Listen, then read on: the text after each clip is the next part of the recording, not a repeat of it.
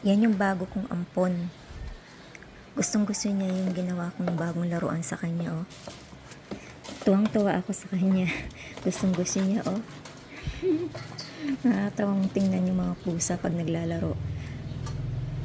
Kahit ganyan lang yung ginagawa nila, parang naaalis na rin yung stress ko.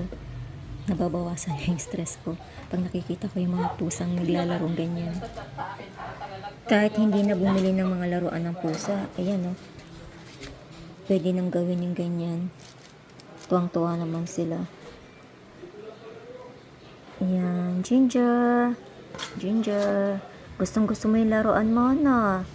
Ayan, no? Pabali-balentong ka pa. Tuwang-tuwa. Tuwang-tuwa siya.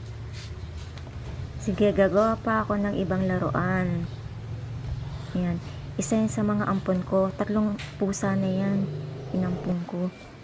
Pangatlo na yan. Ayaw ko na sana yung pangatlo, kaso naawa rin naman ako na hindi pa kainin. Kasi